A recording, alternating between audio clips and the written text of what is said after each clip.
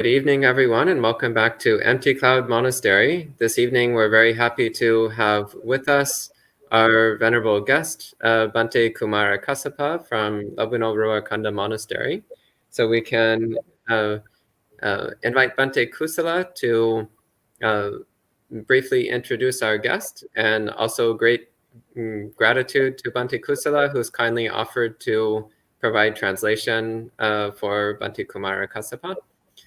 So maybe Bhante Kusala, if you'd like to introduce our guest, and then we can pay homage to the Buddha and start in with the questions. So Venerable Kumara Kassapa is from Kothmale in Sri Lanka. He is the current abbot of the Labunorua Kanda Bhavana Monastery, meditation monastery, which is a forest monastery in Sri Lanka. He has achieved the Royal Pandit degree and also he has done a master's degree to his credit. And Venerable Kumara Kassapa is also a student of Venerable Mankadavala Sudassana and Venerable Mankadavala Nandaratana. Both are eminent monks from Sri Lanka. And he is presently a member of Paramattha Foundation, which is serving the Buddha's Sasana, Buddha's dispensation. And that is what I have gathered so far from paramatha.org. Very brief introduction, which has made this introduction easy for me. Okay. I would also add Bhante Kumara Kassapa is, in addition to being the abbot of a large forest monastery, he's also heading a project to digitize the palm leaf manuscripts of the Pali Suttas. So a very important contribution to the Buddhist community. And so we can begin by paying homage to the Buddha.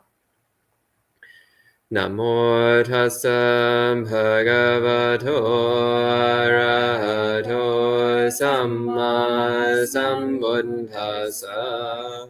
Namo tassa bhagavato arahato samma sambuddhassa.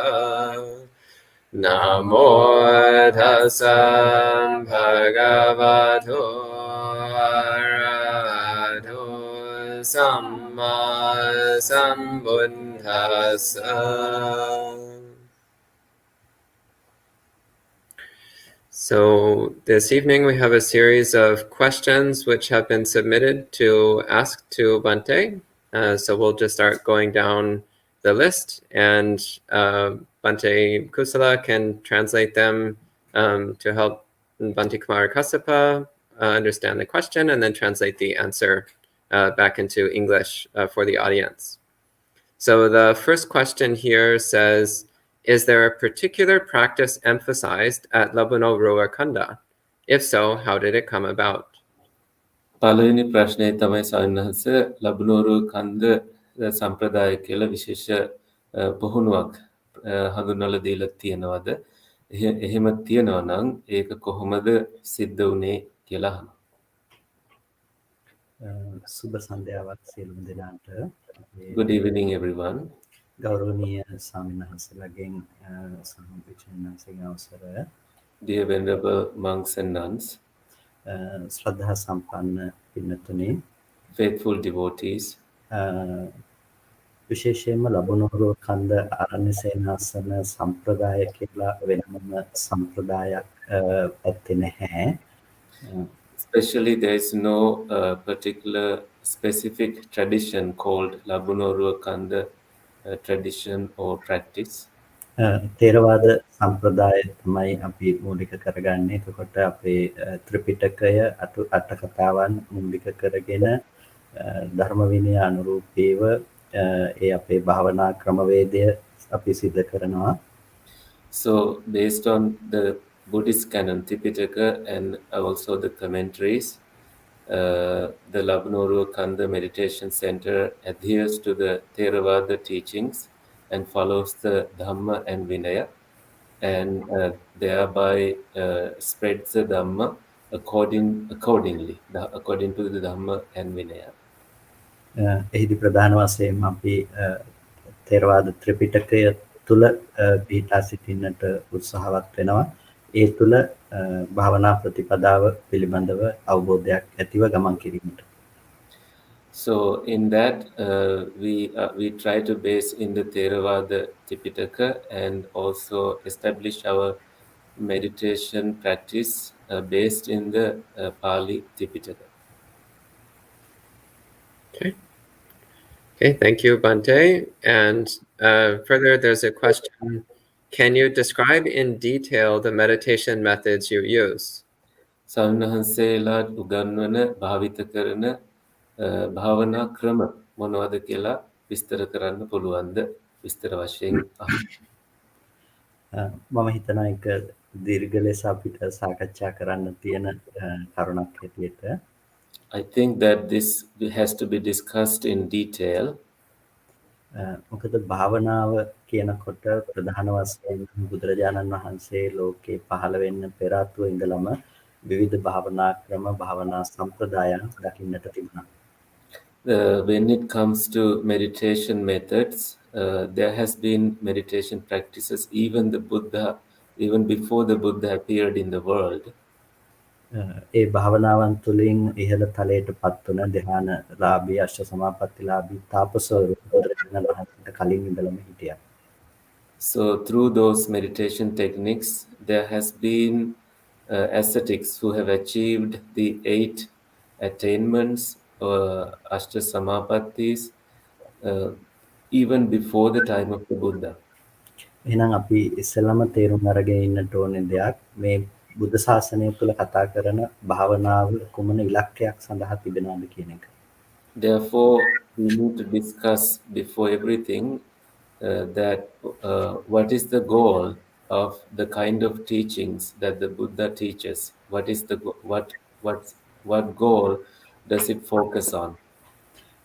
ඒ පිළිබඳව බුදුරජාණන් වහන්සේ මහා චත්තාරීසක සූත්‍රයේදී බොහොම වැදගත් විග්‍රහයක් අපට පෙන්වා දීලා තියෙනවා.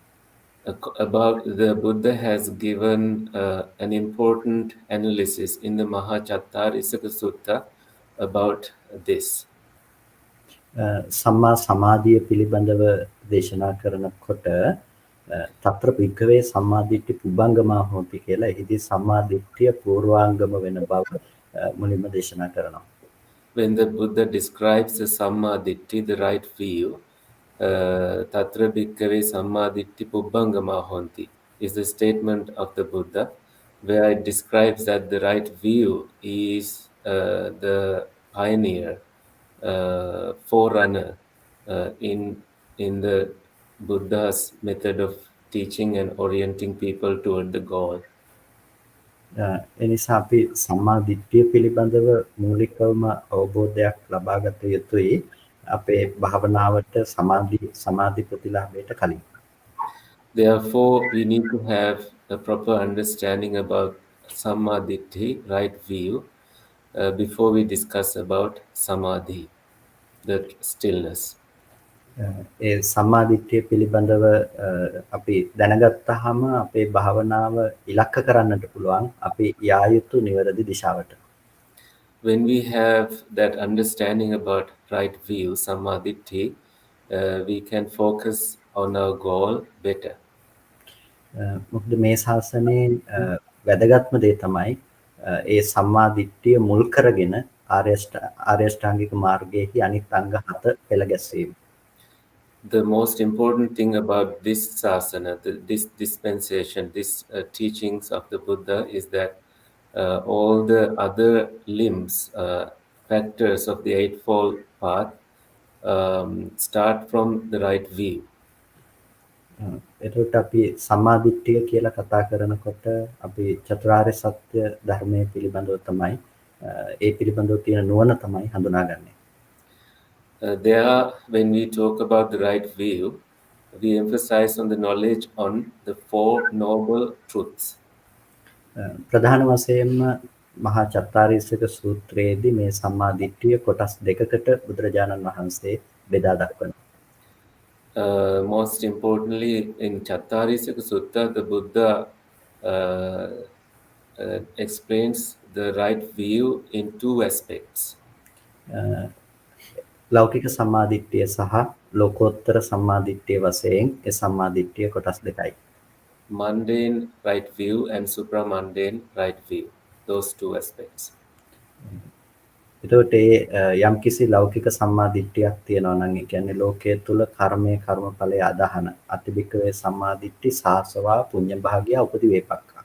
කියන්නේ ශාස්ත්‍රව පුණ්‍ය පක්ෂයේහි වැටෙන මතු විපාක ගෙන විද්දෙන කර්මයේ කර්මඵලයේ අදහන නුවණ ලෞකික සම්මාදිට්ඨියයි. So when it talks about the mundane right view, it talks about that which falls into karma and vipaka, and also falls into the ashrava, the defilement aspects, etc. එතකොට අතිබික්කවේ සම්මාදිට්ඨි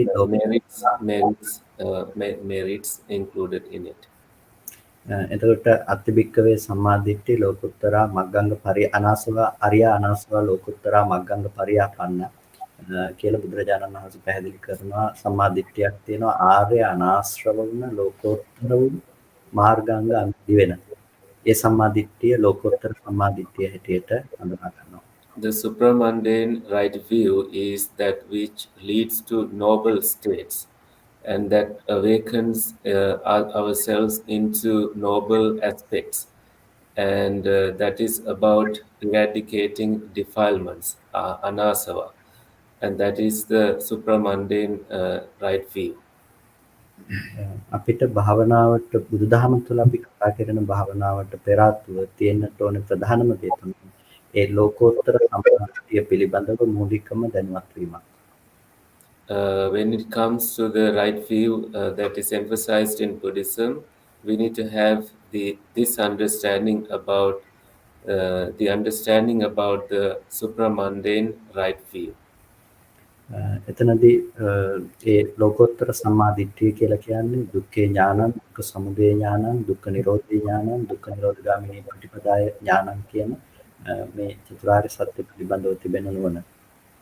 So when it talks about the supramundane right view, it is emphasizing about the knowledge in dukkha, suffering, the knowledge in the arising of dukkha, dukkha samudaya, the knowledge in the cessation of dukkha, dukkha nirodha, and the knowledge in the path towards cessation of dukkha, dukkha nirodha gamini patipada satya. මේ කරුණු ඊටාම ගැඹුරු තේරුම් තියෙන ඊටාම ගැඹුරට අර්ථය විහිදෙන කරුණු. These are very profound teachings, and the meanings of these aspects are very deep. දුක්ඛේ ඥානං කියනකොට දුක පිළිබඳව තියෙන නුවණ පිළිබඳව කතා කරනකොට අපේ සමස්ත ජීවිතය පිළිබඳව දැනුමක් නුවණක් අපිට ඇති වෙන්නට ඕනේ. When we talk about dukkha jnana, knowledge in the suffering, dukkha, we need to have a full understanding about the full scope of suffering within a life. දුක පිළිබඳව දේශනා කරනකොට අපිට ඇතිවෙන කායික සහ මානසික දුක දුකේ එක කොටසක් විතරයි. So the mental and physical suffering is only one aspect of dukkha. ඒ වුණාට අපි තේරුම් ගන්නට ඕන දේ කායික සහ මානසික වශයෙන් ඇතිවෙන දුක නෙමෙයි, කායික සහ මානසික වශයෙන් ඇතිවෙන තැනත් කායික මානසික දුක නැති තැනත් පවතින දුක්ඛ ධර්මයක්. So what we need to understand is not just the mental and physical aspect of suffering, but where it exists and where it doesn't exist.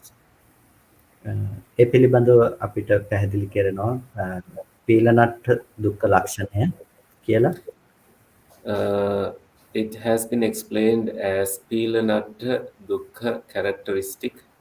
සංකතට්ඨ දුක්ඛ ලක්ෂණය. Sankatattha characteristic of the dukkha. සන්තාපට්ඨ දුක්ඛ ලක්ෂණය. Santapattha characteristic of the dukkha. විපරිණාමට්ඨ දුක්ඛ ලක්ෂණය වශයෙන්. The characteristic of viparinama of the dukkha.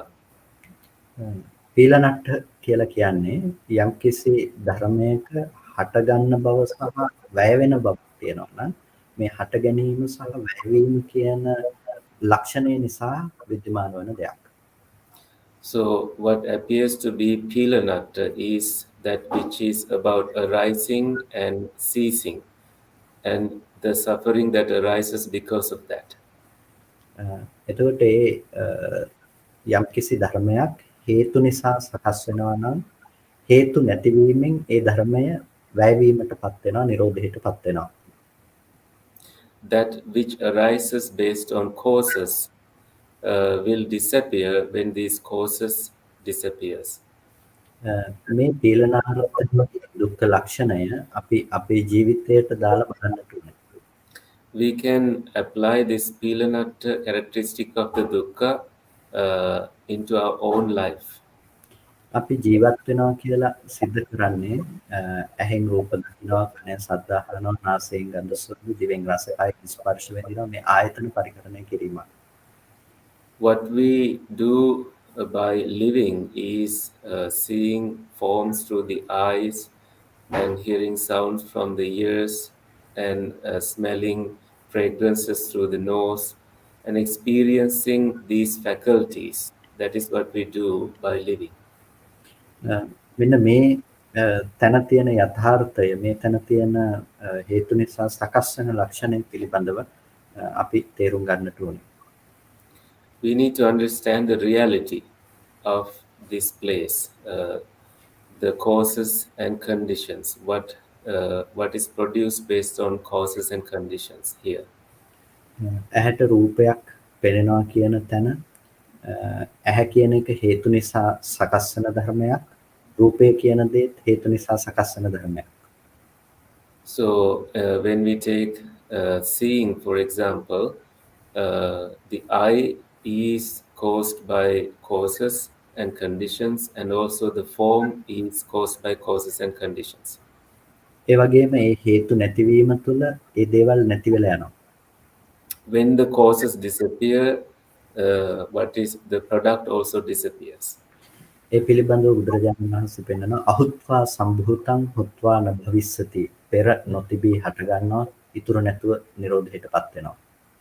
About this, the Buddha says that it arises having not been there, and it vanishes without leaving any trace.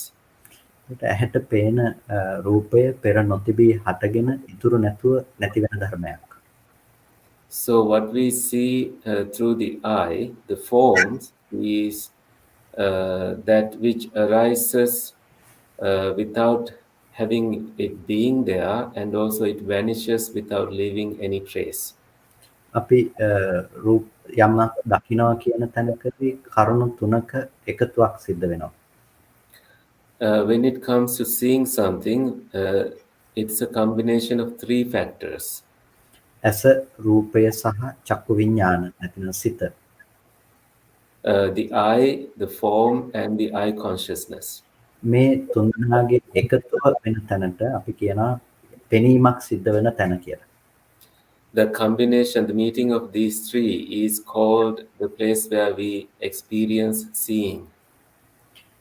මේ තුන් දෙනාගේ නැතිවීමෙන්, මේ තුනෙන් එකක හෝ නැතිවීමෙන් පෙනීම තියනවා කියලා කියන්න බෑ. ඒක ඒ මොහොතේම නැති වෙලා යනවා. Disappearance of at least one of these three, we can't say that there is seeing. Immediately, the activity of seeing disappears. අපිට කියන්න පුළුවන් කමක් නැහැ පේන්නේ රූපය කියලා. We can't say that we are seeing the form. මොකද රූපය තියෙන ස්වභාවය කුමක්ද කියන එක පිළිබඳව අපිට කවදාවත් දැනගන්නට පුළුවන් කමක් නැහැ. Because we cannot know the nature of the form by itself. උදාහරණයක් හැටියට අපි කිව්වොත් එකම රූපයක් බල්ලෙක් වගේ සතෙකුට පේන විදිහ, මිනිස්සෙකුට පේන විදිහ, එමත් නැතිනම් දෙවියෙකුට වගේ පේන විදිහ ගත්තොත් මේක සමාන නැහැ, අසමානයි.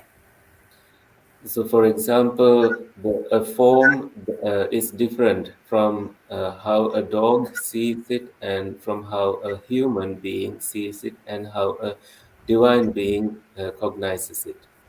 එතකොට මේ තුන්දෙනාගෙන් කාට පේන පෙනීමද ඇත්තටම රූපේ ස්වභාවය වෙන්නේ?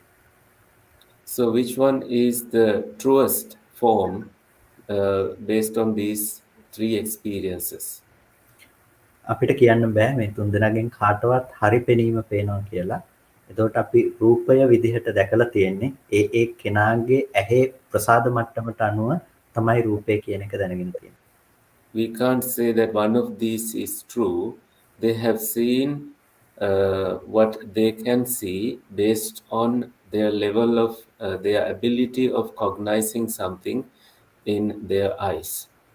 එතකොට ඇහි අපි දැකලා තියෙන්නේ අපේ ඇහි මට්ටමට ඇහි ප්‍රමාණයට අනුව තමයි අපි රූපය පිළිබඳව දැනගෙන තියෙන්නේ. So we have learned about the form based on the ability and the size of our eyes. ඒ නිසා කොයිම වෙලාවකවත් පේන්නේ රූපයයි කියලා පේන දේ රූපෙට විතරක් දෙන්න පුළුවන් කමක් නැහැ. Therefore, when we say what we are seeing is form, we cannot assign it to the form itself. ඒක ඇහැට විතරක් දෙන්න පුළුවන් කමක් නැහැ. We can't assign it to the eye itself. ඒ වගේම මේක හිතට විතරක් දෙන්න පුළුවන් කමකුත් නැහැ. We can't assign it to the mind only. එහෙනම් අපිට පෙනීම කියන එක මේ කරුණු තුනේ එකතුව නිසා ඇතිවෙන දෙයක්. Therefore, seeing happens when all these three things meet together. එහෙනම් මේ කරුණු තුනේ එකතුව නිසා හටගත්ත දේ නම් ඒ කරුණු තුනේ වෙන්වීම මත ඒ පෙනීම කියන දේ පවතින්න පුළුවන් කමක් නැහැ. If it arose based on the meeting of these three, the disjoining of these three means there won't be any form. අන්න ඒ නිසා ඒ ධර්මයන්ගේ පීලනාර්ථයේ දුක්ඛ ලක්ෂණය තියෙනවා. Therefore, we can see the Pilanartha Dukkha characteristic of the experience of seeing. එතකොට එහෙම නිරුද්ධ වෙන තැනක අපි කොහොමද කලින් දැකපු දෙයක් ආපහු දකින්නේ?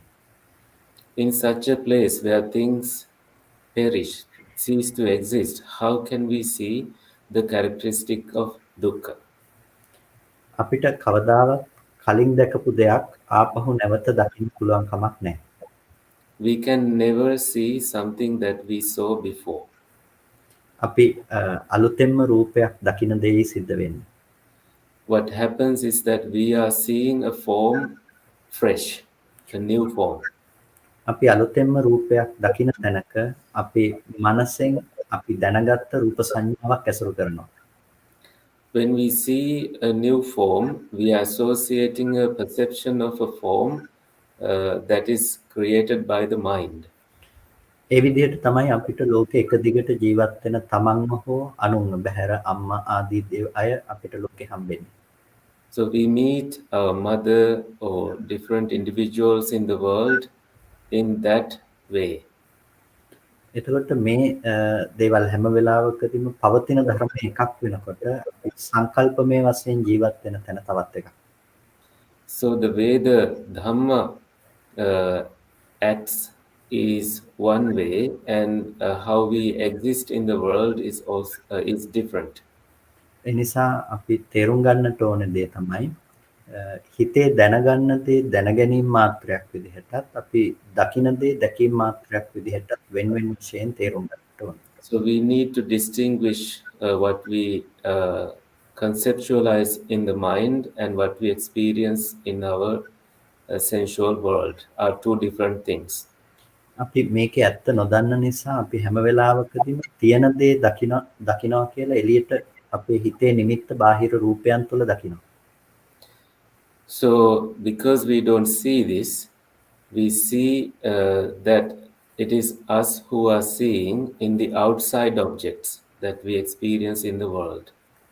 මේ විදිහට අපි ආයතන හය පැත්තෙම අපි දැනගන්නසේ දේ සහ දකින අහන විඳින දේවල් අපි දකිනකොට අපිට ලෝකය නිර්මාණය වෙලා තියෙනවා.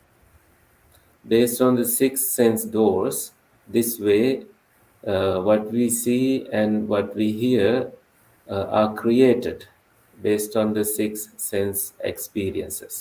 අපි අද ජීවත් වෙන ලෝකය සම්පූර්ණම මනෝවිඤ්ඤාණය තුලින් උපදවගත් අත්දැකීමක් මිසක ඒක බාහිරව පවතින ධර්මෙ නෙමෙයි. what we are experiencing as life now is that which is experienced through mental consciousness, mind consciousness. But it is not something that is experienced from external, from something outside. මෙන්න මේ ලක්ෂණය වෙන් කරගන්න දකින දේ වෙනමත් දැනගන්න දේ වෙනමත් මේ දෙක එකක් කරගන්නේ නැති වෙන්නත් අපිට හොඳ නුවණේ අවදිමත් බවක් තියෙන්නට ඕනේ. We need to have an awakening of our knowledge to be able to see the difference between what we are seeing and what we are conceptualizing. ඒක අපි දීර්ඝ ලෙස පැහැදිලි කරගන්න ඕන දෙයක් වුණත් මම මේ වෙලාවේ කාලය ගන්න නැහැ තවදුරටත් ඒ දර්ශනයේ පැත්ත පැහැදිලි කරන්න. Although this is something we need to understand extensively in detail, but at this time I'm not going to go into detail. I will stop here. එතකොට අපි භාවනාව කියන දේ මෙතනදී සම්බන්ධ වෙන්නේ අර ඇත්ත තේරුම් ගැනීම සඳහා ඒ සිතේ එකඟ බවක් ඇති වෙන්නට ඕනේ. So when we look at meditation and when we link meditation to this understanding, this meditation is to understand that reality. That is the focus and the goal of meditation. සිහිය නැත්තම් අපිට කවදාවත් මේ නුවණ උපදව ගන්න පුළුවන් කමක් නැත්තේ නැහැ. If we are lacking mindfulness, without mindfulness, we are never able to reach this kind of understanding. ඒ නිසා අපි මූලික ලෙසම සිහිය පුරුදු කරන තැන ඉඳලා පටන් ගන්නට ඕනේ. Therefore, preliminarily we begin with practicing mindfulness. ඒකට අපිට විවිධ ක්‍රම භාවිත කරන්න පුළුවන්කම තියෙනවා. For that, we can apply different methods. ඒක සතිපට්ඨාන තව නොයෙක් කර්මස්ථානයන් තුළ අපිට හිත භාවිත කරන්න පුළුවන්. Using satipatthana, establishing of mindfulness, or different objects of meditation that can be applied to achieve this goal. Okay. Well, thank you very much, Bante, for that thorough answer. And I would love to hear you talk for another 3 hours on this topic, but we have many more questions. So ස්තුති බොහොම ගැඹුරු පිළිතුරට මම කැමති පැය 3ක් වුණත් මේ වගේ ධර්ම කරුණු සාකච්ඡා කරනවා අහන්න. නමුත් අපි මේ වෙලාවේ වෙන ප්‍රශ්නයකට යනවා. Okay. And the next question says, when practicing anicca sanya, there are often things which seem persistent, especially mental phenomena. How to proceed with the meditation in this case? අනිච්ච සංඥාව පුහුණු කරද්දී වැඩි වශයෙන්ම කියවෙනවා නිතර පවතින දෙයක් ගැන ඒ තමයි මනෝ සංසිද්ධිය පිළිබඳව. එතකොට අපි කොහොමද මේකත් එක්ක භාවනාව පවත්වාගෙන යන්නේ කියලා. අනිත්‍ය සංඥාව පිළිබඳව කතා කළත් අපිට කොහොම ගැඹුරින් කතා කරන්න තියෙන දෙයක්. When we talk about the perception of impermanence, that also has to be discussed in detail. අනිත්‍ය සංඥාව කියලා කියන්නේ මේ ලෝකෙ තියෙන දෙයක වෙනස් වෙවි යන බව හෝ තියෙන දෙයක නැතිව යන බවක් දැකීම නෙමෙයි. What we call by perception of impermanence is that it's not that the change of something that exists in the world, or it's not about something that disappears in the world. It's not about those two. ඇති දෙයක නැති වෙන බව දැකීම නිවන් දකින්න හේතු වන අනිත්‍ය සංඥාව නෙමෙයි. Seeing the disappearance of something that exists is not conducive to nirvana. අනිත්‍ය සංඥාව පිළිබඳව අපි අනිත්‍ය සංඥා සූත්‍රය අපි ගත්තොත් අපිට බොහොම ගැඹුරින් මේ පිළිබඳව තේරුම් ගන්නට පුළුවන්. When we take the sutra on perception of impermanence, Anicca Sanya Sutta, we can understand this deeply. එතකොට පියවර 3ක් යටතේ ප්‍රධාන වශයෙන් අපිට ඒ පිළිබඳව සාකච්ඡා කරන්න පුළුවන්. We can mainly discuss about this in three aspects, three stages, three steps. පළවෙනි එක ඉති රූපං. The first one is iti rupam. දෙවෙනි එක ඉති රූපස්ස සමුදයෝ. The second one is the iti rupassa samudayo. තුන්වෙනි එක ඉති රූපස්ස අත්ථංගමෝ. The third one is iti rupassa atthangama. ඉති රූපං කියලා කියන්නේ මේ ධර්මයේ රූපයයි කියලා තේරුම් ගැනීම. The first one is the iti rupam means that this dhamma is the form. අපිට රූපයේ විදිහට අද හම්බ වෙන්නේ නැහැ. අපිට හම්බෙන්නේ අම්මා තාත්තා ගෙවල් දොරවල් ආදී මේ ආදී වශයෙන් ගත තැනක. Today we don't see form as form, but we only see it in the form of a mother, father, house, etc. from where we have grasped it. එතකොට ඒ වගේ බාහිර ලෝකයේ අතුරු වෙන තැනක අපි ඉස්සෙල්ලම මනස පත් කරගන්නට ඕනේ. මෙන්න මේ රූපයයි කියලා දකින්න තැනට. Since the external world enters there, we need to understand the reality of form first. ඒක තමයි අපිට මේ භාව අනිත්‍ය සංඥාව වඩනකොට අමාරුවෙන් පුරුදු කරගන්න තියෙන කොටස.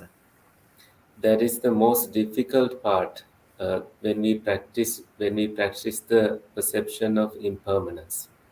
එතකොට ඉති රූපං කියන තැනදී අපිට ඇහැ පැත්තෙන් අපි කතා කළොත් අපිට මේ අපි අම්මා තාත්තා ආදී ලෙස දකින දෙයට වඩා අපිට පේන්නට ඕනේ වර්ණ සටහනක් කියන තැන. In terms of seeing experience, when we take the eye, for example, instead of seeing your mother or father, we should be able to see just a color chart, just an image in the beginning. බුදුරජාණන් වහන්සේ ඒක රූපායතනයේ හැටියට දේශනා කරන වර්ණ නිභා වර්ණ සටහනක්. The Buddha explains this as the rupayatana, varna nibha, that which is a color chart. එතකොට ඇහැට I would say color graph or color graph. එතකොට අපිට ඇහැට හැමදාම හැම මොහොතකම එන්නේ වර්ණ රූපයක් විතරයි. So every time what comes to the eye is a varna rupa, a colored form. ඒ වර්ණ රූපය වටිනාකම් සහිත දෙයක්ද නොවටින දෙයක්ද මොකක්ද කියන එක පිළිබඳව ඇහැ දන්නේ නැහැ. The eye does not know whether that colored form is important or unimportant. ඒ වගේම ඇහැට වැටුණු රූපය පිළිබඳව දැනගන්න හිත දන්නෙත් නැහැ.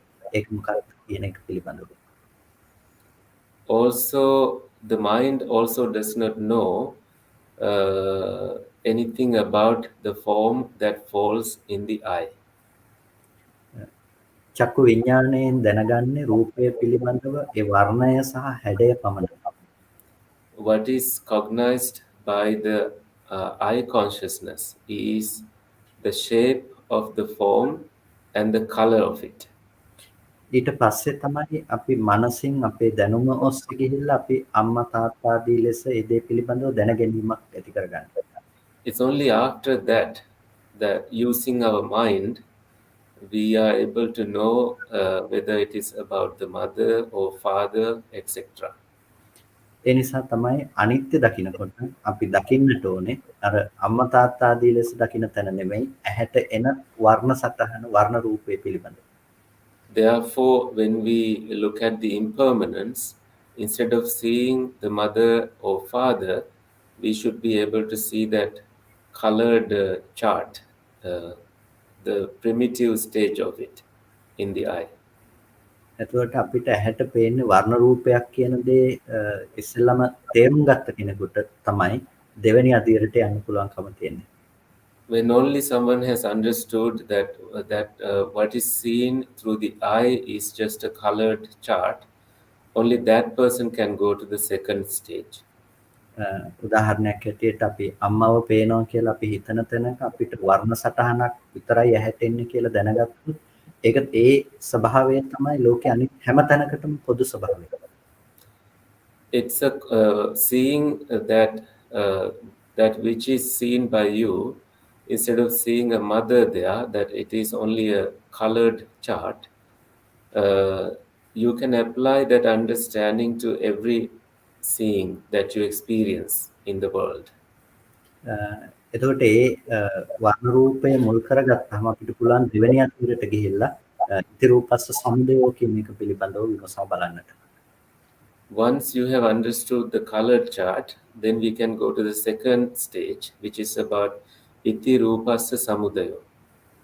එතකොට රූපේ හට ගැනීම පිළිබඳව බලනකොට අපි බලන්නේ රූපය ඉපදුනේ කොහොමද කියන එක පිළිබඳව. When we look at the arising of the form, we look at how the form has arisen. එතකොට ප්‍රධාන වශයෙන් අපි එතනදී කරුණු හතරක් පිළිබඳව නුවණින් මෙනෙහි කරනවා. We talk about mainly four aspects there using our knowledge. අවිද්‍යා, කර්ම, තණ්හා කියන අතීත හේතු ටිකත් the past causes such as ignorance, karma, avidya, karma, and tanha, the craving. වර්තමාන ආහාර ප්‍රත්‍ය. The present condition, that is nutriment condition. එතකොට මේ කරුණු හතර තමයි මූලික වශයෙන්ම ඇහැ උපදින්නට, රූපය උපදින්නට හේතුව බවට පත් වෙන්නේ. So these four aspects contribute mainly to the arising of a form. එතකොට අපිට මේ මෙතනදී ප්‍රධාන වශයෙන් මේක කරුණු විදිහට මතක නොතිබුණත් ඔබට කොටස් දෙකකට බෙදා ගන්න පුළුවන්කම තියෙනවා. Although you may not remember these four aspects right now, you can also understand it in these two ways. පළවෙනි එක තමයි අතීත හේතු, දෙවෙනි එක තමයි වර්තමාන හේතු. The first one is the past conditions, the second one is the present conditions. අතීත හේතුව කියලා කියන්නේ අපිට උපතේ සිට මරණය දක්වාම මේ ඇහැ මොහොතින් මොහොත බිඳෙනකොට නැවත උපදවන්නට හේතු වන ඒ හිතේ තියෙන ගතිය. When it comes to past causes, that means when the eye breaks every moment, moment to moment, it is the nature of the mind to arise the eye again and again based on those past conditions. වර්තමාන ප්‍රත්‍ය කියලා කියන්නේ අර අපි මුලින් කතා කළා වගේ ඇහැ රූප චක්කු විඥාන කියන මේ ධර්ම තුනේ එකතුව නිසා පෙනෙන බව උපදින තැන. When it comes to the present condition, is the eye, the form, and eye consciousness. Those are the present conditions, and the form arises based on those. මේ තත්ත්වයේ තේරුම් ගත්ත කෙනෙකුට පුළුවන් ඒකේ අස්තංගමේ බලන්න නැති වෙන පැත්තට හිත යොමු කරන්න. When someone understands these, they are able to pay attention to the cessation of these aspects. එතනදිත් අර අතීත හේතුව කියන දේ වර්තමානයේ තුලත් අවිද්‍යා කර්ම තණ්හා වශයෙන් වර්තමාන හේතු විදිහට ඇති වෙන බව තේරුම් අරගන්නට ඕනේ. There we need to understand that the past conditions apply to the present experience as well, in terms of ignorance, karma, and craving, avidya, karma, and tanha. එතකොට ඒ ටික වර්තමානයේ නැති වෙනකොට අනාගතයට ප්‍රතිසන්දිය ලබනවා කියන දේ වෙන්නේ නැහැ. When these three things don't exist in the present, there is no future arising as patisandhi. ඒකත් එක අස්තංගමයක්. That too is one of the cessations. ඊට පස්සේ වර්තමාන ආහාර ප්‍රත්‍ය නිරෝධය කියනකොට වර්තමානයේ අර තුනේ එකතුව නැති වෙනකොට වර්තමානයේ පෙනෙන බව නැති වෙලා යනවා. When we talk about the disappearance of cessation of the present nutriment factor, when these three aspects cease, the present nutriment factor also disappears. ඔන්න ඔය නුවණ අපි ඇස කන නාසය දිව ශරීරය කියන මේ ආයතන ටිකට පවත්වනකොට අපිට නිකම්ම මනසට ඇසුරු වෙන්න තියෙන නිමිති අතහැරෙනවා. With that knowledge, when we look at the eye, ear, nose, etc., with this knowledge, our attachment to these five faculties also disappears. එතකොට මනසෙන් හැසිරෙන්න තියෙන නිමිති ටික අපිට නිකම්ම හටගෙන නිරුද්ධ වෙන ධර්ම හැටියට පේන්න පටන් ගන්නකොට අපිට අනිත්‍ය සංඥාවෙන් ලැබෙන ප්‍රතිඵලය ලබන්න පුළුවන්. When we understand that what is experienced to the mind is based on these nimittas, these perceptions, we are able to understand the anicca sanya better, the perception of impermanence better. Great, wonderful. Thank you very much, Bante. ඉතාම ලස්සනට පැහැදිලි කළා. බොහොම ස්තුතියි ස්වාමීන් වහන්සේ. Next, we have another question here. This one says, how can we stop identifying the mind as the mind objects? අපි කොහොමද මනස මනෝ ධර්මයකින් වෙන් කරලා හඳුනගන්නේ? මනස මනෝ ධර්මයකින් වෙන් කරලා හඳුනගන්නේ. මනසයි අර ධම්ම කියලා අපි කියන්නේ. ඒක නෙවෙයි වෙන් කරගන්නේ කොහොමද? අපිට අද කාම භූමියේ මට්ටමේදී නම් අපේ මනස ගොඩක් වෙලාවට රූපය ඇසුරු කරගෙන තමයි පවතින්නේ. When we talk about Kama Bhumi, the sensual sphere, our sensual sphere experiences are based in the mind. එතකොට ඒ රූපය ඒ නිසා තමයි අපි රූපය ගැන වැඩිපුර පැහැදිලි කිරීම කරන්නේ. It's because of that we emphasize on the form more. අපිට අනසින් ධම්මාරම්මන අරමුණු කිරීමත් අපට දකින්නට පුළුවන්කම තියෙනවා ඒ විදිහටම. We are able to see the mind objects in the same way through the mind. පළවෙනිම දේ තමයි අපි ධම්මායතනය පරියාපන්න කියන්නේ අනුව ගියපු කියන එක. ධම්මායතනය අනුව ගියපු රූප අරමුණු කිරීම. සයින්සික අනුන් කියපු කියලාද? අනුන් කියපු කියලාද කිව්වේ? නෑ ධර්මායතනය අපි ධම්මායතන පරියාපන්න අනුව ගියපු එහෙමයි. So Dharmayatana has to be understood as that which is gone accordingly. Anuvagepu, pariyapanna. එතකොට ඒ විදිහට රූප අරමුණු කරන්නත් පුළුවන්කම තියෙනවා. ධම්මායතනේ අනුව ගිය රූප. In the same way, we can understand the forms that are gone according to the faculty of mind object, Dhammayatana. ඒ වගේම අපිට තව අනෙක් නාම ධර්ම හිතින් අරමුණු කරන්න පුළුවන්කමක් තියෙනවා. We are also able to focus on the mentality aspects, nama dharmas. එතකොට සිතින් තව නාම ධර්මයක් අරමුණු කරගන්නකොට සිතින් සිතක් හෝ සිතේ යෙදෙන තව ගතියක් අරමුණු කරගන්නකොට අපි පනවගත්ත ලෝකේ ප්‍රඥප්තියක් අරමුණු කරගන්නකොට අන්න ඒ වගේ අවස්ථාවල අපි කියනවා සිතින් ධර්මාරම්මණයක් අරගෙන ඒ සිත උපදිනවා කියලා. So when we focus, when we pay attention to a thought or an object, and we say that it arises based on the mind.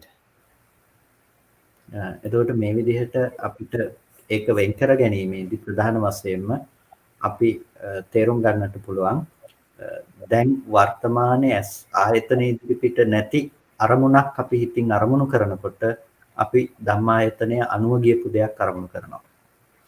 If we focus on something that is not present here, we are focusing based on something that has gone according to the mind objects, dharmayatana.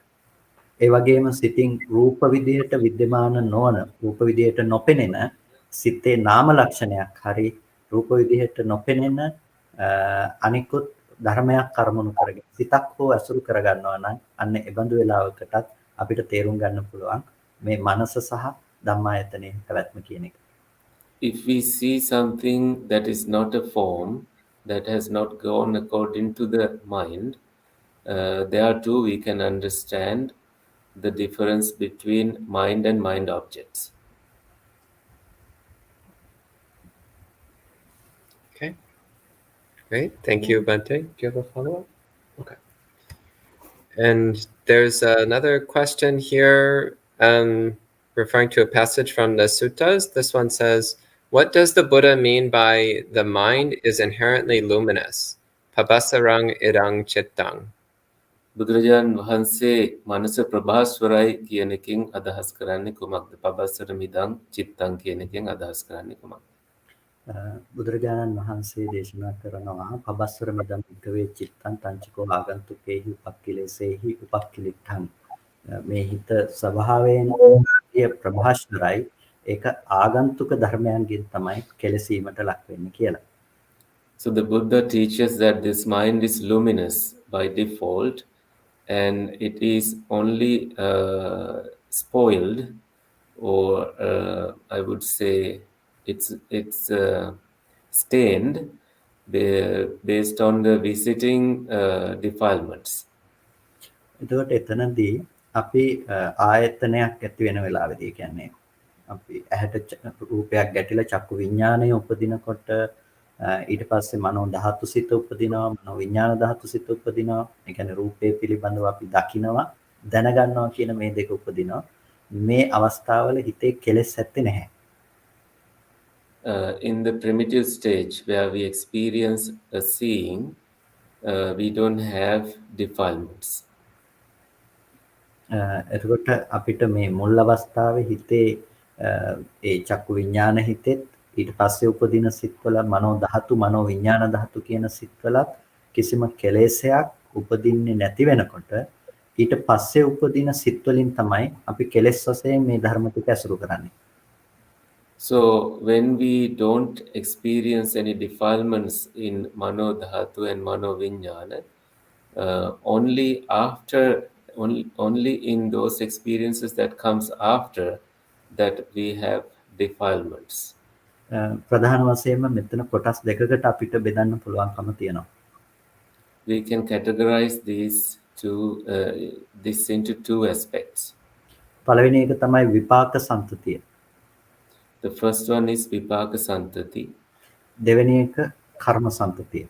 The second one is the karma santati. විපාක සම්තතිය කියලා කියන්නේ අපිට උපදින මනසේ මූලික ක්‍රියාකාරීත්වය ස්වභාවයෙන්ම සිදුවන දේ. The vipaka santati means what happens by default in the mind's arising. එතන කෙලෙස් ඉපදීමක් වෙන්නේ නැහැ. There is no arising of defilements. එතන අපිට ඒ නිසා කෙලෙස් දුරු කරන්න ඕන තැනකුත් නෙමෙයි. Therefore, it's not a place where cessation of defilements or eradication of defilements has to happen. අපි රූපය දකිනවා කියන බව තියෙන්නේ රූපය පිළිබඳව දැනගන්නවා කියන තැන මූලික තැන තියෙන්නේ අන්න ඒ වගේ පිරිසුදු තැනක. It's in that pure stage where we see the form and we cognize the form. හැබැයි අපි අතීත ආශ්‍රව මගින් අර දේවල් අසුරු කරන තැනකදී තමයි අර කර්ම සම්තතිය කියන දේ ගොඩනගන්නේ. The karma santati arises when we associate this experience with past defilements. එතකොට එතනදී ප්‍රධාන වශයෙන්ම අර විපාක සම්තතිය හටගෙන නිරුද්ධ වෙලා ඉවරයි. The vipaka santati has arisen and ceased. එතකොට මේ නිරුද්ධ වුණ තැනක නිරෝධය නොදන්නකම නිසා අපි ඒ ධර්මයන් ඇති බවට කල්පනා කරනවා. In a place where something has ceased, because we don't have the knowledge of it, we think that something is present. ඒ විදිහට තමයි අපිට ඇහැ අයිති තමන් සහ ඇහැට දකින්න පුළුවන් රූප එළිය තියෙන බවට හම්බ වෙන්නේ. It's in that way that we think that the eye belongs to us and the form exists. අන්නේ තමන්ව හම්බෙනකොට තමන්ට උපදින තණ්හාව සහ අනිත් දේවල් වලට උපදින තණ්හාව කියන එක නිසා එතන හිත අපිරිසිදු වෙන තැනක්. Right there, the craving that arises in oneself and toward other objects, that is where this spoiling, polluting happens. ඒ නිසා තමයි ඒක හිත ආගන්තුක උපක්ඛිලේශයන්ගෙන් කෙලසීමට ලක් වෙනවා කියලා දේශනා කළේ. It's in that ground the Buddha explained that the visiting defilements pollute this mind. අර විපාක සම්තතියේ නිරෝධය තේරුම් ගත්තොත් If you understand the cessation of the vipaka santati, the result constituent, අපිට හම්බ වෙන්නේ නැහැ අලුතෙන් ගොඩනගා ගන්න වෙනම ලෝකයක් අපිට අපිරිසිදු කරගන්න තැනක්. we are not met with a new world where pollutants occur. Great. Thank you, Bante. නියමයි බොහොම ස්තුතියි ස්වාමීන් වහන්සේ. හරි වටිනවා. Okay. And the next question we have here says, is consciousness always consciousness of the six sense bases, or is there something like a universal consciousness? And how does Vijnana Dhatu fit into all of this? විඥානය හැම වෙලේම අනිත් ඉන්ද්‍රිය හය පිළිබඳව සවිඥානිකවද සිටින්නේ. එහෙම නැත්නම් විශ්ව විඥානය කියලා හෝ විඥාන ධාතු කියලා හෝ එකක් තියෙනවද? විඥාන ධාතු කියලා එකක් තියෙනවා. හැබැයි විශ්ව විඥානය කියලා එකක් නැහැ. There is something called Vijnana Dhatu, the element of consciousness, but there is nothing called universal consciousness. අපි මෞකුසකට ප්‍රතිසන්දි වශයෙන් පැමිණෙනකොට යම් කර්ම නිමිත්තක් නිසා කර්ම නිමිත්තක් ඇසුරු කරලා තමයි ප්‍රතිසන්දි වශයෙන් වැසගන්නේ. We descend to a mother's womb, we get conceived based on karma nimitta. එතකොට ඒ ප්‍රතිසන්දි වශයෙන් දැසගත්ත හිත හටගෙන නිරුද්ධ වෙනකොට ඒ හිත හා සමාන තවත් සිතක් උපදිනවා.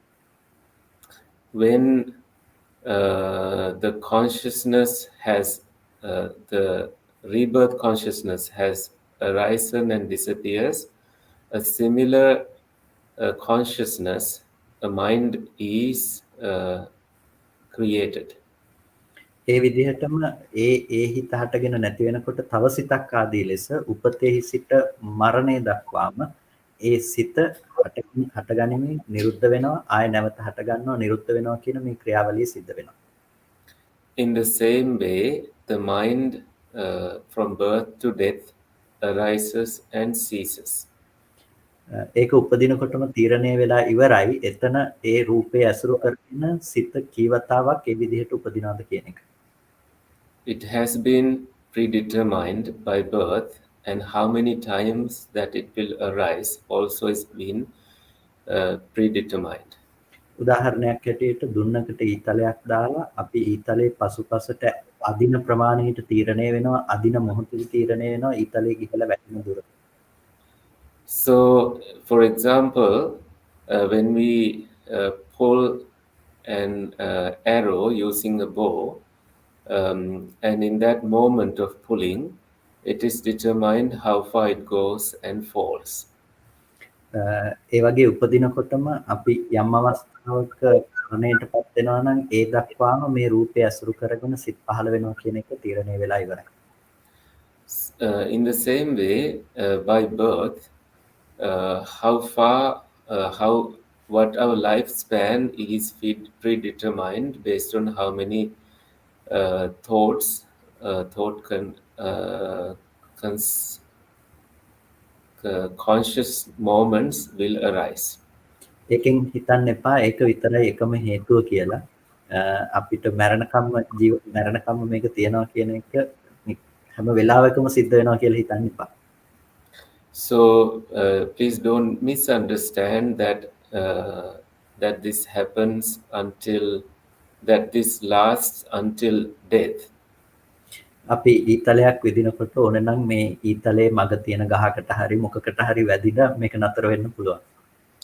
For example, when shooting an arrow, it may also hit a tree or it may hit a stone and crash.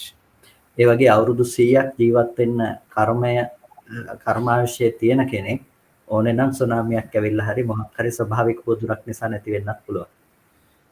In the same way, someone who has conditions to live 100 years of lifespan may die in a natural cause, like in a tsunami or some other disaster.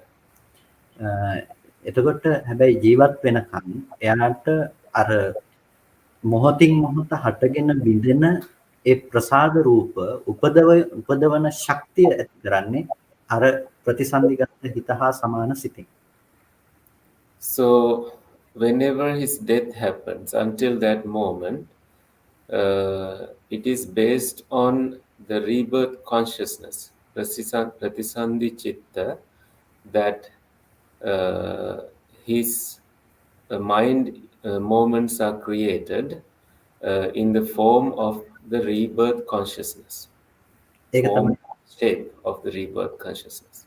ඒක තමයි අපි මුලින් අර අවිද්‍යා කර්ම තණ්හා කියලා අතීත හේතු ටික කතා කළේ අන්න ඔය විඥාණයට හේතුව විදිහට.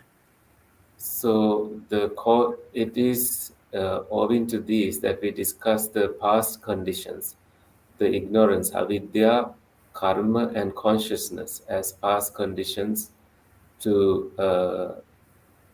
make conditions for this present consciousness.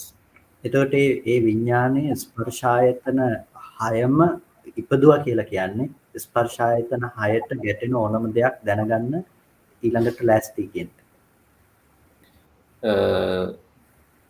That consciousness, the meaning of it has given birth to 6 contact bases. Sparshayatana, we are able to see that the causes of how it arises. හැබැයි එකවර සිත් දෙකක් කොයිම වෙලාවකවත් පහළ වෙන්නේ නැහැ. However, two thoughts will not arise at the same time. එතකොට ඇහැට රූපයක් ගැටෙනකොට ඒ වෙලාවෙම කනට සද්දයක් ඇහුණත් හිත උපදින්නේ ඇහැ ළඟ නම් ඒ රූපේ දැනගන්න තැනට විතරයි හිත යොමු වෙන්නේ සබ්දය පිළිබඳව අපි දැනගන්නේ නැහැ. For example, if you see something and you hear something, if your mind is based in the seeing experience, you don't hear anything because your mind is focused on seeing. ඒ වගේම කනට යොමු වුණොත් සද්දේ ගැන විතරයි හිත යොමු වෙන්නේ දකින්න දේ ගැන අපිට හිත යොමු වෙන්නේ නැහැ. In the same way, when you focus on the ear, you may not see anything through your eyes. ඒ විදිහට අපි දකින්න පැත්තට හිත යොමු වෙලා ඒ පැත්තෙන් මේ සිත් පරම්පරාව ගිහිල්ලා ආපහු නැවත හිත අර ප්‍රතිසන්දිගත හිත හා සමාන සිත උපදවන තැනටපත් වෙනවා. So we go to focus on seeing experience, and then it takes the shape of the rebirth consciousness and it keeps arising accordingly. මේක තමයි සිතේ ක්‍රියාකාරීත්වය. හැබැයි කොයිම වෙලාවකවත් එක සිතකින් තව සිතකට යමක් යන්නේ නැහැ. ඒ වගේම එක සිතක වෙනම පැවැත්මක් ඇත්තෙත් නැහැ. So this is the nature of how mind works. So it never works. It never goes as it goes from one thought to another. මොකද්ද දෙවෙනි එක සවින්වහන්සේ කිව්වේ? එක සිතකින් තව සිතකට යන්නෙත් නැහැ. එක සිතකින් තව සිතකට මොකක්වත් යන්නෙත් නැහැ. ඒ වගේම එකම සිතක් පවතින්නෙත් නැහැ. එහෙම. So it never travels from one thought to another, and it's not the same thought that lasts. ඒ නිසා මේ හිත ගැන අපි රළු විදිහටම කිව්වොත් ඔය විදිහට තමයි කියන්න පුළුවන්. හැබැයි මේක ඉතාම සියුම්ව අපි තේරුම් ගන්නට ඕනේ, පැහැදිලි කරන්න ඕනේ කරුණක්. This is how roughly you can understand the mind, but we can also go into subtle details of it if you want to really understand it. But this is enough for now. Okay, good. And another question on the topic of vijnana. This one is asking, what is vijnana anidasana? විඤ්ඤාණය අනිදස්සනයි කියන එකෙන් අදහස් කරන්නේ කුමක්ද කියලා.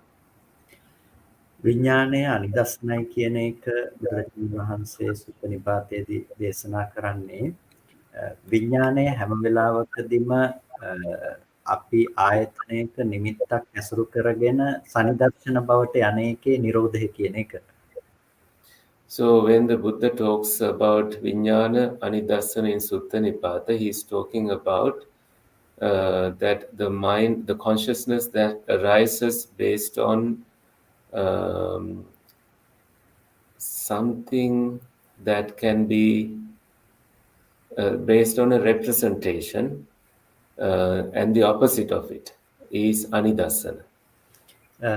විඥානය අපිට විඥානයේ හිත තේරුම් ගන්න පුළුවන්කම තියෙන්නේ දැන් අපි දැකපු රූපයක්, අහපු ශබ්දයක්, විඳපු ගඳ සුවඳක්, රස ස්පර්ශයක් මේ වගේ දේවල් ගැන හිත අරමුණු කරන නිසා තමයි අපිට හිත ගැන දැනගන්න පුළුවන්කම තියෙන්නේ. We are able to understand about the mind based on what we hear, what we see, etc. එතකොට අපිට ඒ මට්ටමක නිමිති හම්බෙන්නේ නැතුව ඒ ධර්මයන්ගේ නිරෝධය හම්බෙනවා නම් ඒ විඥාණයට පණවන්න තැනක් ඇත්තේ නැහැ. Instead of seeing these objects, if we are able to see the cessation, we may not have any objects to assign it, any aspect to assign it. ඒ විඥානය ඇසුරු කරගෙන පවතින දෙයක් නෙමෙයි නම් රූපය ඇසුරු කරගෙන පවතින්නෙත් නැත්නම් හිත ඇසුරු කරගෙන පවතින්නෙත් නැත්නම් ඒ විඥානය අනිදස්සන බවට ගියා කියලා කියනවා. The consciousness that is not associating the mind consciousness or the form, that consciousness is called that which is gone into anidassana, that which does not have a base. ආයතන හයේ අත්දැකීම පැත්තට මනස යොමු නොවි ආයතන හයේ නිරෝධය පැත්තට යොමු වෙනකොට ඒ විඥානය පණවන්නේ නැහැ. When you focus on, instead of focusing on the experience of the six sense bases, you focus on the cessation, there you cannot point a consciousness arising. And a follow-up question, how does this relate to the experience of the Nibbana Dhatu? මේකට තවත් ප්‍රශ්නයක් එකතු කරනවා මෙය නිර්වාණ ධාතුවට සම්බන්ධ වෙන්නේ කොහොමද කියලා. මේක නිර්වාණ ධාතුවට සම්බන්ධ වෙන්නේ එතනදී අපි අරමුණු කරන්නේ ස්පර්ශ ආයතන හයේ නිරෝධය නිසා විඥානය පිහිටා සිටින තැනක් නැතුව ඒ නිරෝධය අරමුණු කරගත්ත දෙයක් බවට පත් වෙනවා. Here because we are focusing on the cessation of the six sense bases, including the contacts, because we are focusing on the cessation, we may not point to a nirvana dhatu based in the consciousness. එතකොට ඒ ස්පර්ශ ආයතන හයේ නිරෝධය තමයි නිවන කියලා කියන්නේ. The cessation of the sparsha ayatana, six contact bases is called nirvana dhatu. නිරෝධය කියන නුවණ. It's the knowledge of cessation. එතකොට අපිට එතනදී යදතීතම් පහිනන්තං අතීත වූ ධර්මයේහි නිරෝධය සාක්ෂාත් වෙලා තියෙනවා. The cessation of what belongs to the past, and it has been understood, realized by us. ඒ වගේම අපත්තංච අනාගතං අනාගතේ නොපැමිණි බව එතන නුවණ පිහිටනවා. And also the knowledge that there is no future arising. ඒ පච්චුප්පන්න ධර්මයන් පිළිබඳව වර්තමානයේ ප්‍රත්‍ය නිසා හටගන්න ධර්මයන් පිළිබඳව ප්‍රත්‍ය නිරෝධයෙන් නිරුද්ධ වෙන නුවණ පිහිටා සිටිනවා. So then we are established in the knowledge of cessation, that which arises presently, pachuppanna. මේක ලෝකයේ ඇසුරු වෙන්න තියෙන තැන නිරෝධයටපත් වීම. This is a place of cessation where cessation of a place that is about associating the world, loka. Instead, this is where we see that the cessation of that same world. මේ ලෝක නිරෝධය තමයි නිවන හැටියට හඳුනාගන්නේ. The cessation of this same world is called Nirodha. And another question on this, does this have any relationship to the practices of sunyata samadhi, animitta samadhi, and apanihita samadhi? මේකට තවත් ප්‍රශ්නයක් අහනවා. ශුන්‍යතා සමාධි, අනිමිත්ත සමාධි, අපනිහිත සමාධි කියන එකයි මේක අතර සම්බන්ධයක් තියෙනවා. සම්බන්ධයක් තියෙනවා. There is a connection. ශුන්‍යත සමාධිය අනිමිත්ත අපනිහිත සමාධි කියන මේ සමාධි තුන අනිත්‍ය දුක්ඛ අනාත්ම කියන මේ ත්‍රිලක්ෂණ ධර්ම ප්‍රතිවේදයෙන් අපි උපදව ගන්න සමාධි. So these three samadhis are arisen through the understanding of anitya, dukkha, and anatta. අනිත්‍ය මුල් කරගෙන මානසිකාරය වඩන කෙනෙකුට ලෝකෙ නිමිති වශයෙන් හැසිරෙන්නට තැනක් ලැබෙන්නේ නැහැ.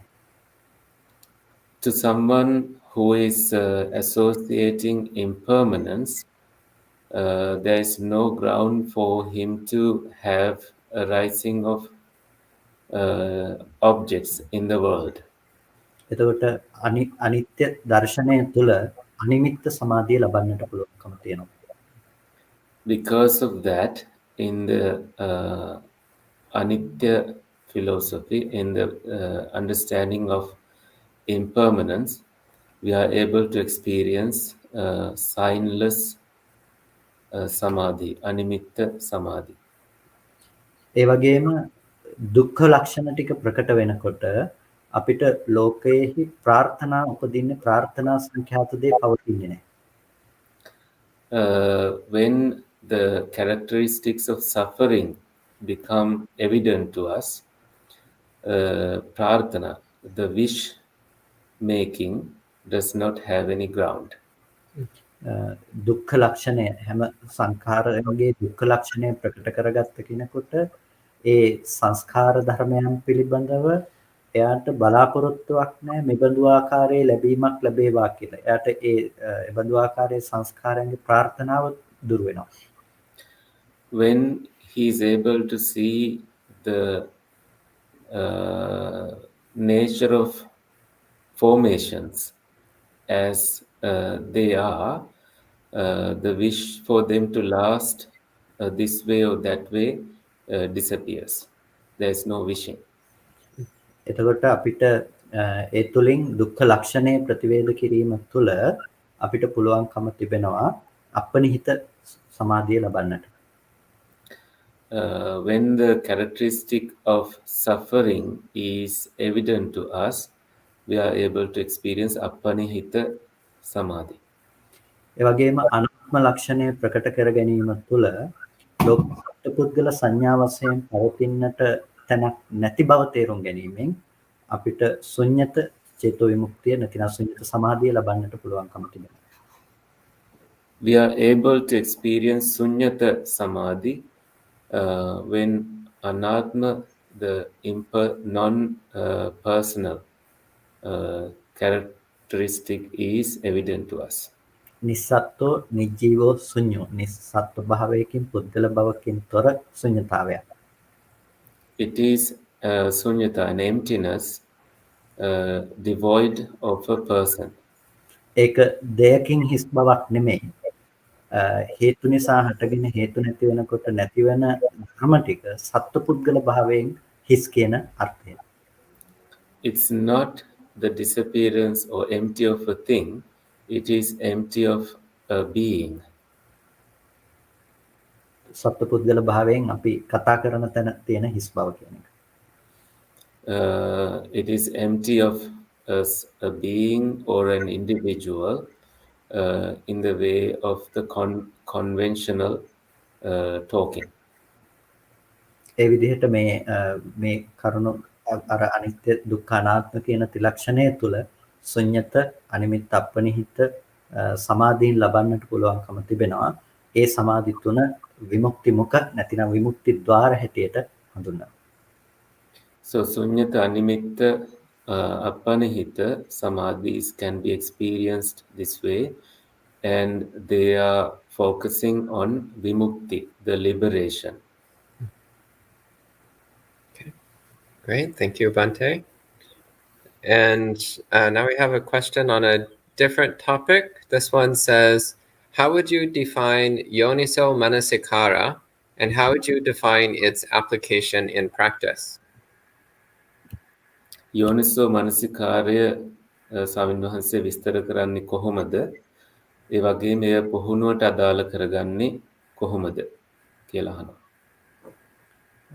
යෝනිසෝ මනසිකාරය කියන එක බොහොම විශාල මාතෘකාවක්. යෝනිසෝ මනසිකාර is a big topic. අපි කරන හැම ධර්ම මනසිකාරයක්ම යෝනිසෝ මනසිකාරයක්. සරලව Any dharma manasikara that we do is a yoniso manasikara, their awareness.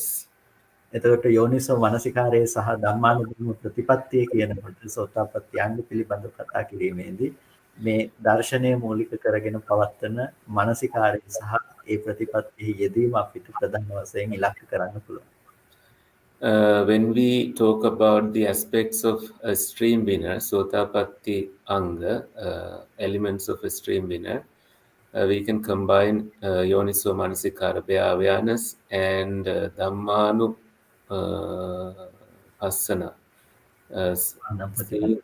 Dhammanudam Pratipada, the practice according to Dhamma and Anudhamma, subtleties of Dhamma.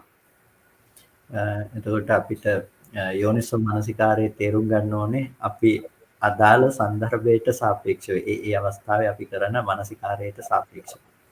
So we need to understand Yoniso Manasikara based on the context. Well, one context which comes to mind is the Sabasava Sutta, where the Buddha starts off by saying that this practice is for one who has yoniso manasikara. So in the context of the Sabasava Sutta, what would you say about yoniso manasikara? එක සන්දර්භයක් තමයි සබ්බාසව සූත්‍රයේ තියෙන විදිය. එතකොට බුදුරජාණන් වහන්සේ දේශනා කරනවා මේ යෝනිසෝ මනසිකාරය පිළිබඳව ඒ පිළිබඳව ස්වාමීන් වහන්සේ කුමක්ද අදහස් කරන්නේ? ඔව් සබ්බාසව සූත්‍රයේහි අපිට ආශ්‍රව හැටියට මේ ලෞකික වශයෙන් අපිට ඇතිවන දේ පිළිබඳව ඇතිවන දේවල් පිළිබඳව ප්‍රතිචාර දැක්විය යුතු පැත්තත් අපිට යෝනිසෝ මනසිකාරයටම හේතු වෙන දේ. So according to the Sabbasava Sutta, that which arises in the mundane world is the cause as described in the Sabbasava Sutta. ඒ වගේ මේකේ දර්ශනයට සහ භාවනාවට අදාළව අපි පවත්වන මනසිකාරයේ ඒ පැත්තෙන් අපිට යෝනිසෝ මනසිකාරයේ පැත්ත උපදින ආකාරය තේරුම් ගන්න පුළුවන්. Based on the philosophy, seeing and also attention to it, manasikara, we are able to understand how yoniso manasikara functions. භාවනාවට අවශ්‍ය පරිසරය සකස් කර ගැනීමෙහි ඉඳලා චතුරාර්ය සත්‍ය ධර්මය අවබෝධ කරන තැන දක්වාම සබ්බාසව සූත්‍රයේහි මූලික වශයෙන් යෝනිසෝ මනසිකාරය අපිට හඳුනා ගන්න පුළුවන්කම තියෙනවා.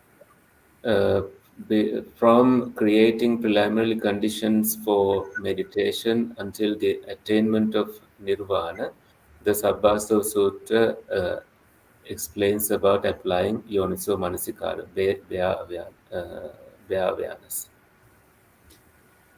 Okay, thank you. And another question, this one says, what type of samadhi and sila are needed to attain stream entry, sotapatti? සෝතාපන්න තත්වයට පත්වෙන්නට කුමන සමාධියක් සීලයක් අවශ්‍යයිද කියලා. සෝතාපන්න භාවයට පත්වන්නට මූලික වශයෙන් මොහොතුව සීලයක් තිබිය යුතුයි. ඒකදී නිශ්චිත සීලයක් නැහැ, මේ ආකාරයේ සීලයක් තිබිය යුතුයි කියලා. ගිහි කෙනෙකුට අපේ සීල ප්‍රතිපදාව, සාමණේර කෙනෙකුට නම් සාමණේර දස සීලය, උපසම්පදා කෙනෙකුට නම් උපසම්පදා සීලය. So there is no specific sila prescribed for attaining stream entry. If the person is a lay person, then they have a code of conduct, and a novice person has a novice code of conduct, and someone who has received the higher ordination, upasampada, they have their own code of conduct. ඒ විදිහට සීලය කියන දේ පිළිබඳව මූලිකව අපි අවධානය යොමු කරනවා වගේම සමාධිය කියන දේ උපදින ආකාරයට සිල්වත් වීම මෙතනදී තාම වැදගත්. So as we pay attention to virtues, the code of conduct that way, we also need to pay attention to samadhi and shaping our conduct based on how the samadhi arises. සීලය කියලා කියන්නේ අපි ශික්ෂාපද ටිකක් සමාදන් වෙලා නිකන් ඉන්න එක නෙමෙයි. Sila does not mean that we receive some precepts and then do nothing. සීලය අපි ආරක්ෂා කළ යුතු දෙයක්. We should absolutely guard our sila precepts. ඔබ ස්වභාවයෙන්ම සතුන් මරන්න නැති කෙනෙක් වෙන්න පුළුවන්. You may be a person who does not kill animals by default. හැබැයි සත් මරන්න හේතු වෙන යම් සංයෝජනයක් තියෙනවා නම් ඒ සංයෝජනය ඔබේ මනස තුළ තාම පවතිනවා. If there is any I forgot the word for sanyojana. Fetter. Thank you, Bante. Any fetter that causes you to kill an animal, you have it in you. එනිසා ඔබට ඒ සීලය රැක ගැනීමට අවශ්‍ය නම් ඔබට සිද්ධ වෙනවා ඒ සංයෝජනය හඳුනාගෙන සංයෝජනයේ දුරු වෙන විදිහට මානසිකාරය පවත්වන්නට. So in order to protect that virtue, the sila, you should be able to identify that fetter and also make your conduct in such a way that that fetter disappears. ඒකට හේතු වෙන සංයෝජනය පටිඝ සංයෝජනය සතෙක් මරන්න. So the fetter that causes this is based in aversion, patigha, that causes you to kill an animal.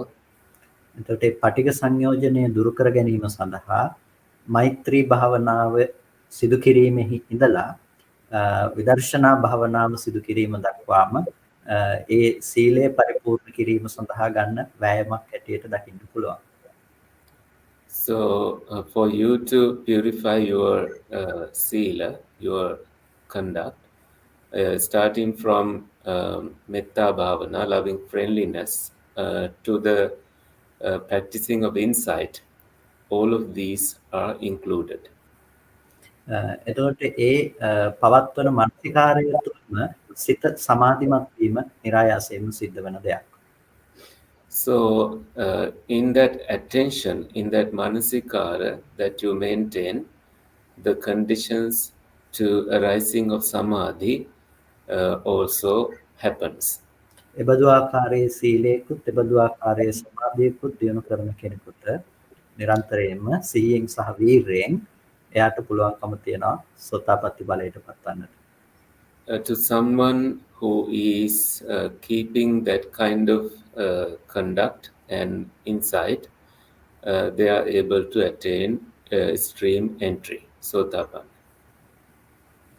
Great, wonderful. And we have a question now from one of our participants online. Vivek asks, does free will exist? If free will exists, was the Buddha's enlightenment predicted? And other predictions within the Buddhist text, for example, the Buddha Sasana lasting 5,000 years, or the next Buddha being Maitreya?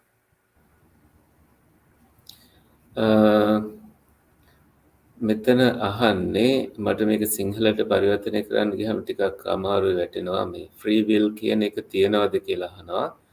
ඒ කියන්නේ සාමාන්‍ය වචන පරිවර්තනය ගත්තහම නිදහස් චින්තනය කියන එක අපිටම තීරණ ගන්න පුළුවන් කියන එක. ඒක තියෙනවා නම් බුදුරජාණන් වහන්සේගේ බුද්ධත්වය කොහොමද කලින් තීරණය කළේ මෙහෙම වෙනවායි කියලා. ඒ වගේම බුදුරජාණන් තවත් එක් නිගමනයන් අනුමාන කිරීම උදාහරණයක් විදිහට බුද්ධ ශාසනය අවුරුදු 5000ක් තියේවි කියන එක ඊළඟ බුදු මෛත්‍රී බුදුහාමුදුරුවෝ ඊළඟට බුදු වෙන්නේ කියන එක එහෙම තීරණය වුණේ කොහොමද මේ free will කියන එක යටතේ. Bhante Suddha, so could you please explain how you understand free will for me? I'm not sure if I translated it properly. Free will is the ability to make any choice you want and to therefore experience whatever result you want. Oh, නිදහස් චින්තනය කියලා කියන්නේ ඕන දෙයක් සිතලා ඕන අත්දැකීමක් ලබා ගන්න පුළුවන් කියන එක යටතේ නිදහස් චින්තනය තමයි මෙතන අදහස් කරන්නේ. මම හිතන්නේ පරිවර්තනය වෙච්ච විදිය හරි. නිදහස් චින්තනය කියන එක අපි ගත්තහම අපි නිදහස් චින්තනය මොන විදිහට කතා කළත් ඒක චිත්ත නියාමයට යටත්. Although we discuss about free will, it falls into the law of chitta niyama. අපි ඒක තේරුම් ගත්තත් නැතත් සිත ස්වභාවයෙන්ම පවතින ධර්මතාවයක් තියෙනවා. Whether we understand it or not, there is a way that the chitta exists. අනිත්‍යතාවය කියලා අපි කියන්නේ අන්නේ විදිහට තියෙන ධර්මතාවයක්. ඒක තේරුම් ගත්තත් නැතත් මේ මොහොතේදීත් මේ ධර්මයේ අනිත්‍ය භාවයට පත් වෙනවා කියන එක. Impermanence is a doctrine like that. Whether we understand it or not, it exists. කෙනෙකුට හිතෙන්න පුළුවන් නිදහස් චින්තනයක් විදිහට නෑ අනිත්‍ය කියලා දෙයක් නෑ කියලා. Someone may think based on free will that no, there is no such a thing as impermanence. හැබැයි එහෙම හිතුවා කියලා ඒක ලෝකේ කවදාවත් ඒක ලෝක ස්වභාවය අනුව ලෝකේ පවතින ධර්මය අනුව යථාර්ථය නෙමෙයි. But although you think that way, when you look at the nature of the world, it's not true. It does, impermanence does exist. ඒ නිසා ඒ විදිහට ලෝකේ පවතින ධර්මතාවයන් තියෙනවා. ඒක එකක් තමයි චිත්ත නියාම ධර්මතාවය කියලා කියන්නේ. ඒ වගේම ධම්ම නියාමතාවයනුත් ලෝකේ තියෙනවා. In the same way, chitta niyama and also dhamma niyama exist in the world, the way of the mind and also the law of dhammas, the doctrines, the phenomena. එබඳු ආකාරයේ පැවැත්මක් ඒ ධර්මතාවයක් කිසිම විදිහකින් වෙනස් වෙන්නේ නැහැ. That kind of nature never changes. එතකොට බුදුවරු දෙනමක් ලෝකේ එකවර පහළ වෙන්නේ නැහැ කියන එක ධර්මතාවයක්. The fact that two Buddhas will not arise at the same time is a natural law in the world. එතකොට ලෝකේ කවුරු හරි ඒ විදිහට ප්‍රාර්ථනා කළත් කොච්චර උත්සාහවත් වුණත් බුද්ධත්වයටපත් වෙනවා කියන එක ඒ විදිහට කරන්න පුළුවන් කමක් නැත්තේ නෑ. Even if someone were to make a wish, that this should not happen this way. You can't stop someone from becoming enlightened. ඒ වගේම බෝසතාණන් වහන්සේ කොයි වෙලාවක බුදු වෙන්න යනවා කියලා කියෙත් නැහැ. The Bodhisattva never renounced the world saying that I'm going to become the Buddha. බුදුරජාණන් බෝධිසත්වයන් වහන්සේගේ ලෝකේ ඇත්ත මොකක්ද කියන යථාර්ථය හොයාගෙන කිං සත්‍ය ගවේෂී කිං කුසල ගවේෂී සත්‍ය කුමක්ද කුසල මාර්ගය කුමක්ද කියන එක හොයාගෙනයි ගියේ. So when he renounced the world, he went looking for the truth, the satya, and what is wholesome, kusala. King Satya Gavesi, Kusala Gavesi. ඒ ලෝකේ යම් විදිහකින් පවතිනවා නම් ඒ පවතින ධර්මතාවයම අවබෝධ කරගත්ත නිසා අපි කියනවා බුද්ධ කියලා. Whatever the way the world exists and someone has realized this way, and that person is called the Buddha. Someone is awakened into the nature of how things arise and pass away. ඒ වගේම ඒක තව කෙනෙකුගේ උපදෙස් රහිත අවබෝධ කරගත්ත නිසා අපි කියනවා සම්මා සම්බුද්ධ කියලා. Because he has realized it without the help of someone, he is called the perfectly awakened one, Samma Sambuddha, the self-awakened one. දැන් ඒ පණිවිඩය අහගෙන අනිත් අයටත් පුළුවන් ඒ අවබෝධයටපත් වෙන්න. හැබැයි ඒ අය සුත බුද්ධ. Hearing that message, others are also able to become awakened, and they are called Sutta Buddha because they heard and became awakened, not on their own. ඒ විදිහේ අවබෝධයක් තනියම අවබෝධ කර ගැනීමට එකපාර කෙනෙකුට පුළුවන් කමක් ලැබෙන්නේ නැහැ. It is not possible for someone to have this realization at once. It doesn't happen one night. ඒ සඳහා සිත විවිධ පරාසයන්හි ඉතාමත් දැඩි පුහුණුවක්, ඉතාමත් දැඩි නැඹුරු කිරීමක් කරන්නට අවශ්‍යයි. So for that, someone has to practice the mind rigorously in order to achieve that goal. අපි කියන එකට පාරමිතා පුරනවා කියලා. And we call it fulfilling the perfections, parami. ඒ විදිහට බුද්ධත්වයේ සඳහා පාරමිතා පුරාගෙන එන කෙනෙක් තමයි මෛත්‍රී බෝසතාණන් වහන්සේ. So the Buddha Metteya is a person who is fulfilling perfections that way to become awakened. බුදුරජාණන් වහන්සේ නමකට දකින්න පුළුවන්කම තියෙනවා කෙනෙකුගේ හිත පුරුදු කරලා තියෙන පැති සසරේ සහ නැති පැති දකින්න පුළුවන්කම තියෙනවා. A Buddha is able to see how the way someone has developed the mind and not developed the mind.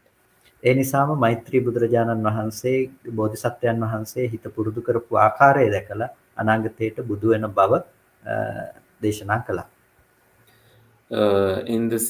Therefore, having seen how the Buddha Mitteya has developed the mind, it was predicted that he is destined to become the Buddha. He is going to be the next Buddha. ඒක හරියට නෙළුම් පොකුණක නෙළුම් පොහට්ටු වල ඊළඟට පිපෙන්න තියෙන නෙළුම් පොහට්ටුව දකිනවා ඊට පස්සේ ඊට පසු දිනක පිපෙන්න තියෙන නෙළුම් පොහට්ටු දකිනවා වගේ නුවණැති නෙළුම් ගැන දන්න කෙනෙක් බුදුරජාණන් වහන්සේ ඒ පිළිබඳව තේරුම් අරගත්තා. Similar to predicting in a lotus pond that now this lotus will arise and someone who has the knowledge of it will tell that this next lotus will arise tomorrow and likewise. එතකොට අපි ඒ පොකුණේ තියෙන දවස් හෙට පිපෙන්න තියෙන නෙළුම වෙනුවට දවස් 10කින් පිපෙන්න තියෙන නෙළුම් පොහට්ටුවට කවදාවත් එකපාර ඇවිල්ලා පිපෙන්න පුළුවන් කමක් නැහැ. In the same way, if there is a lotus bud that is supposed to be opened in 10 days, cannot arise and be opened, bloomed 10 days before, like right now. එනිසා හෙට පිපෙන්න තියෙන නෙළුම් මල මිසක දවස් 10ක එක නෙමෙයි. So what arises tomorrow, what blooms tomorrow is what is destined to be bloomed tomorrow, not the one that is supposed to be bloomed in 10 days. අන්න ඒ විදිහට තමයි බුදුරජාණන් වහන්සේ මෛත්‍රී බුදුරජාණන් වහන්සේ පිළිබඳව දේශනා කළේ. It's in that way that our Buddha predicted about the future Buddha, Metteya. ඒ අතරතුර වෙන කෙනෙකුට කොච්චර නිදහස් චින්තනයක් ගන්න හැදුවත් ඒක වෙන්න බැරි දවස් 10කින් පිපෙන්න තියෙන නෙළුම හෙට පිපෙන්නේ නැති විදිහට. In that, in between, if someone were to practice the free will and make it happen, that it doesn't happen, that no awakening happens. It's like a lotus that is supposed to be fully bloomed in 10 days does not bloom before the 10 days. Okay. Well, thank you very much, Bante Kumara Kassapa, and thank you very much, Bante Kusala, for your amazing job in translating remotely this evening. Much appreciated. I may have missed some. Okay. And we'll conclude with a verse of respect for the teacher. Handamayang Dhammakataya Sadhukarang Daramase Sadhu Sadhu Sadhu Anumodami. And we'll see you all next time.